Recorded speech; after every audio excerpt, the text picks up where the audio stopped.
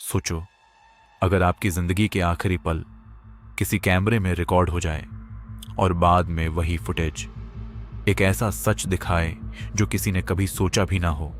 30 अप्रैल की शाम थी। सब कुछ बिल्कुल सामान्य था। रोहित 32 साल का एक आम आदमी हर रोज की तरह अपने ऑफिस से घर लौट रहा था। हाथ में बैग, चेहरे पर हल्की सी थकान, लेकिन सब कुछ नॉर्मल। रास्ते में वह एक छोटी सी चाय की दुकान पर रुकता है, चाय लेता है, कुछ देर के लिए खड़ा रहता है। सीसीटीवी फुटेज में सब साफ दिख रहा था, हर मूवमेंट, हर सेकंड।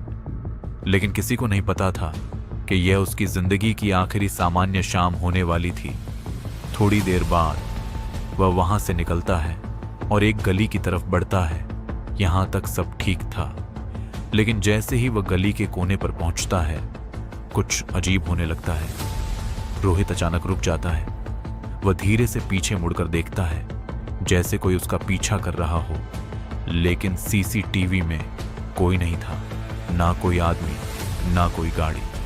फिर भी उसके चेहरे पर डर साफ दिख रहा था। वह अपनी चाल तेज कर देता है, बार बार पीछे मुड़कर देखते हुए, जैसे उसे लग रहा हो कि कोई उसके बिल्कुल करीब है। अब उसका व्यवहार बिल्कुल सामान्य नहीं था।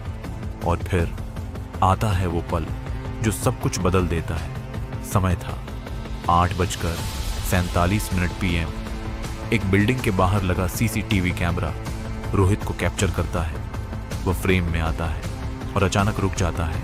इस बार वह सीधे कैमरे की तरफ देखता है, जैसे उसे पता हो कि यह कैमरा उसे देख रहा है।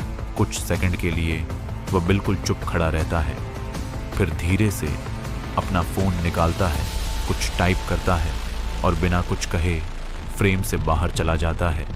ये उसकी जिंदगी का आखिरी सीसीटीवी मोमेंट था। उसके बाद रोहित कभी घर नहीं पहुंचा।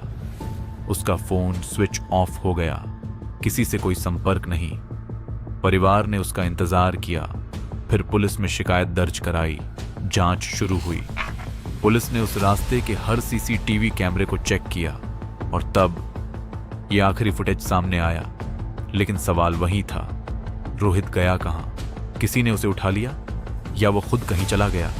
जैसे जैसे जांच आगे बढ़ी, एक और चौंकाने वाली चीज सामने आई। पुलिस ने उसका फोन डेटा रिकवर किया और उस मैसेज को पढ़ा जो उसने आखिरी पल में टाइप किया था। मैसेज था, वह मुझे देख रहा है, बस इतना ही।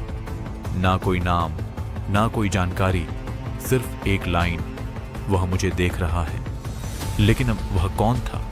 सीसीटीवी फुटेज में तो कोई नहीं दिख रहा था, ना कोई साया, ना कोई इंसान। फिर भी रोहित किसी से डरा हुआ था। यह रहस्य और गहरा होता चला गया। कुछ दिन बाद पुलिस को एक और सीसीटीवी फुटेज मिला, एक ऐसा कैमरा जो पहले चेक ही नहीं हुआ था, और उस फुटेज ने सब कुछ बदल दिया।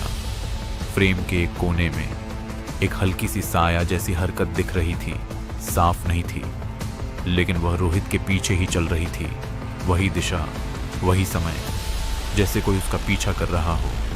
लेकिन सवाल फिर वही, वह इंसान था या कुछ और? आज तक इसका जवाब किसी के पास नहीं है। रोहित आज भी लापता है, उसका केस आज भी अनसुलझा है, और वह सीसीटीवी फुटेज आज भी एक सवाल पूछता है, क्या रोहित सच में अकेला था, या फिर कैमरे ने कुछ ऐसा कैद किया जो आंखों से दिखाई नहीं देता?